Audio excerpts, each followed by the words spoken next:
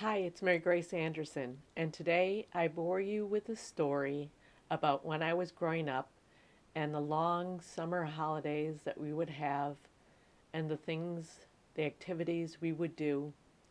And those days just seemed to go on and on and on with nothing to do but have fun, have an adventure, and just enjoy those long summer days. And again, my story has no point, no ending. It's just reminiscing about good times from when I was about 12 years old, and I hope you enjoy it and it helps bore you to sleep. And again, I'm honored to be able to bore you to sleep. So you just need to take a nice, deep, comfortable breath and get yourself settled, and then exhale and allow your eyes to close down and just focus on your breathing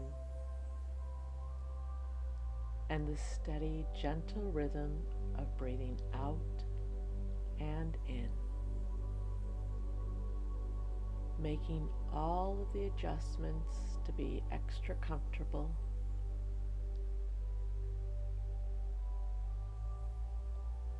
And you can be on your back or your side, it doesn't matter.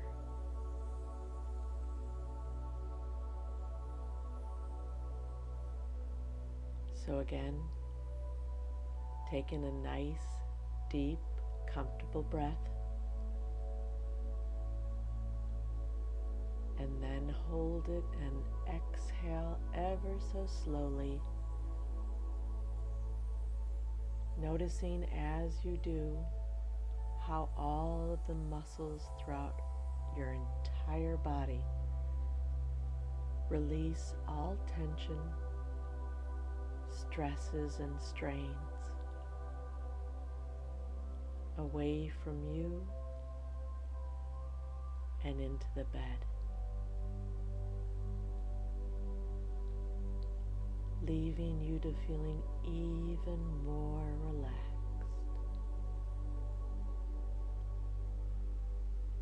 That's it. This is your special time just for you as you prepare for a beautiful night of sleep and rest. And I'll leave the music playing at the end for about a minute, just to help you drift off into sleep if you're not asleep already. And you can be aware right now that the world outside doesn't exist. Nothing to do, nothing to bother about, no one needing or wanting anything. Just your time to sleep.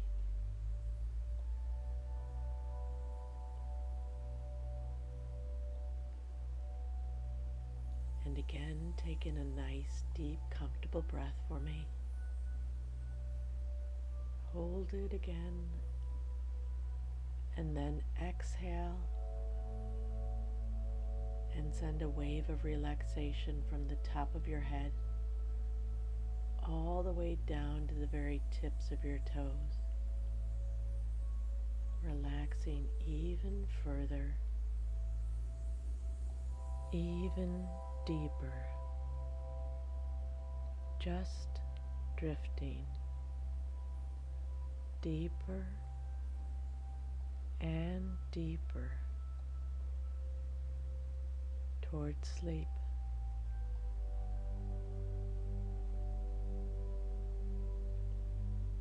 The mind can go blank and just drift off as I begin my story, my boring story about a long, carefree day in the life of a 12-year-old child during a summer in Milwaukee, Wisconsin, with nothing much to do except to have fun.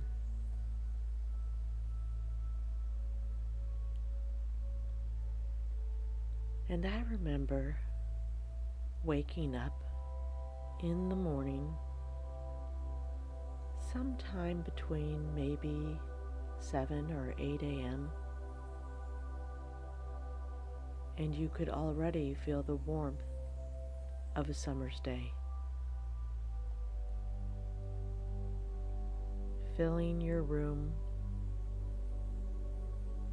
with that calm, warming feeling,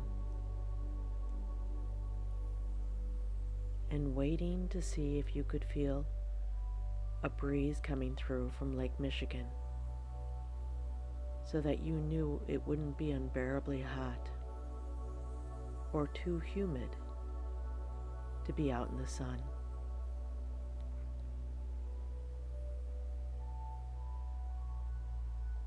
And we had screens on our windows to stop mosquitoes getting in, but the windows were always wide open, hoping and waiting to feel the breeze. And before you would open your eyes to begin your day, you would unconsciously be aware of the noises in the house.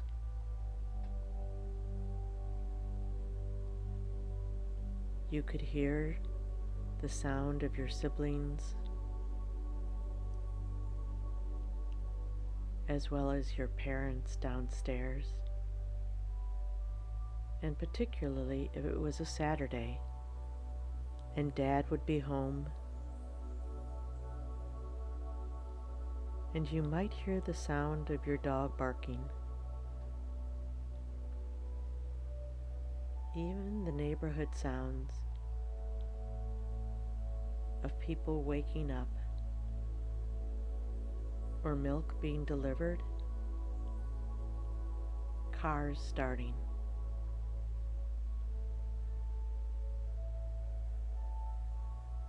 And then it would be a nice big stretch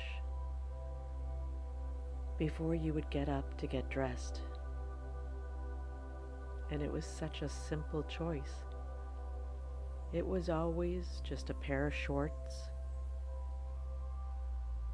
and a t-shirt and tennis shoes. Nothing else needed. Unless, of course, you'd have to come and change to get into bathing suits if you decided to go down and get in the lake and have a swim. So unless it was a Sunday and you were going to take a shower to get ready for Mass, you always just got up and got dressed in your shorts and t-shirt, because there was no point in taking a shower that early in the day, knowing later you would want to wash off the sweat from the humidity on your skin and the dust from playing sports and games. Or if you were going swimming, there was no point in taking a shower so early in the day. So once you were dressed, it was time to go downstairs and have breakfast. And breakfast always was different, meaning you had choices of having eggs, toast, and bacon, or simply one of the thousands of choices it seemed for cereal. Being a family of 7, we always had such a variety of choices for our breakfast. Or you could just simply have fruit or toast.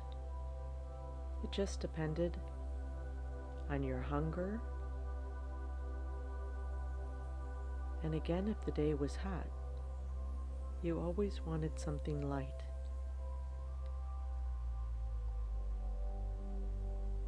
And after breakfast, we would all have chores.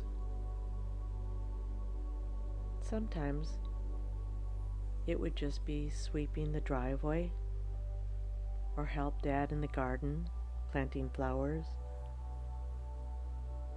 while mainly my brothers mowed the lawn and trimmed the edges of the grass.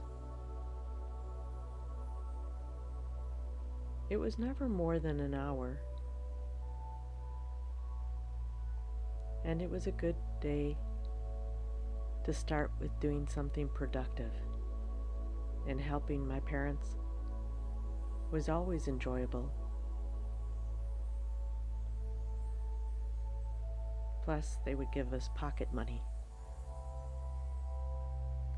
But then after the chores, it was playtime.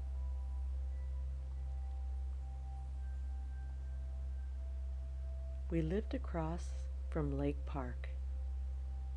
What a perfect place to live as a child, but across from a park. And there were hundreds of kids in the neighborhood, so you were never alone. You could always join in a game. And there were so many different games going on that you could participate in. I remember one time playing one of my favorite games, which was a combination of bowling a soft rubber ball, aiming it at 2 pins, and then if you hit the pins, you would run around bases like baseball. And you had to make sure that you were on one of the plates once they set the pins back up and retrieve the ball. It was actually quite fun. And I love to run. Or I might be with a smaller group and just play hopscotch. It's funny to think back now, but hopscotch was great. It was challenging, balancing on your legs, the jumping up and down on one leg. Or you could just go to the playground and swing for a while. To this day, swings are still my favorite. Using your own momentum to swing higher and higher as you kicked your legs out, forward and backward, and climbing. What is it about being 12 years old that climbing has such an appeal? And we had one particular tree. It was called the love tree, a gigantic tree, which was a perfect climbing tree. So many branches, as though it was specifically designed for us to climb. And you could sit up in the branches and just talk.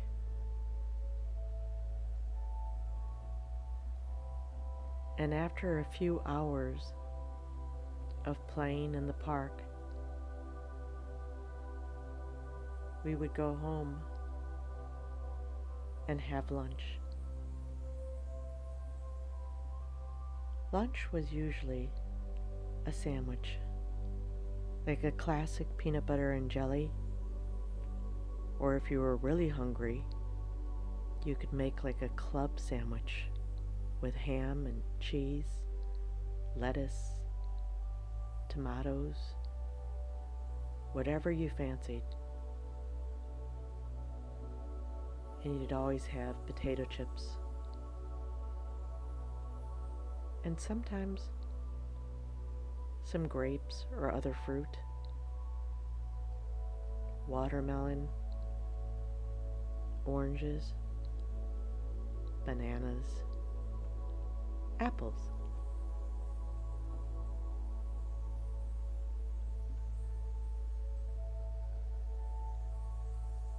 And then after having lunch,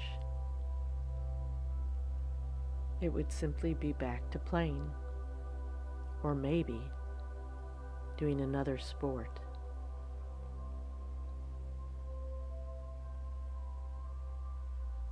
You never knew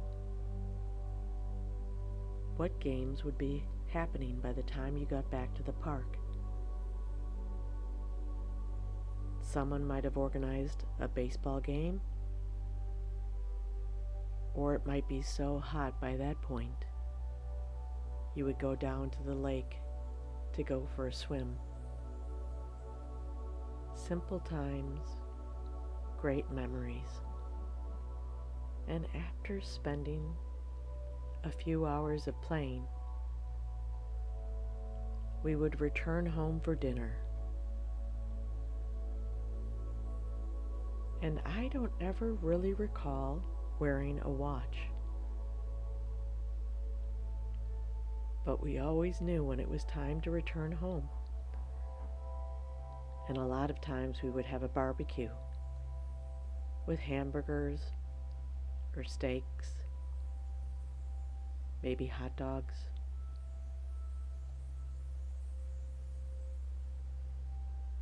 And sometimes potato salad or other summer salad with sweet corn. We had the most amazing sweet corn in Wisconsin. It was delicious. Sometimes, again, we'd have a neighborhood game of tag or playing basketball in the backyard because the summer light would last so long.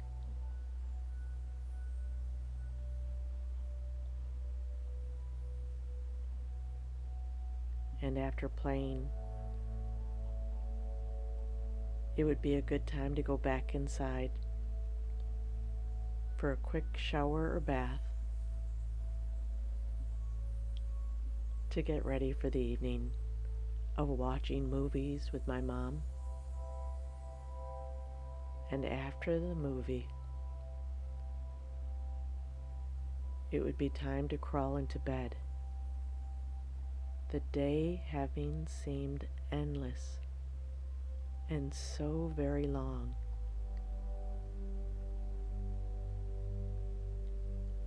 It really was a time where it was effortless to fall asleep. The peaceful quietness as the night hours crawled by. Darkness. Stillness. Quiet. Exhaustion of a long, long day. So nice. So enjoyable. So relaxing. So quiet. So tired. So wonderful.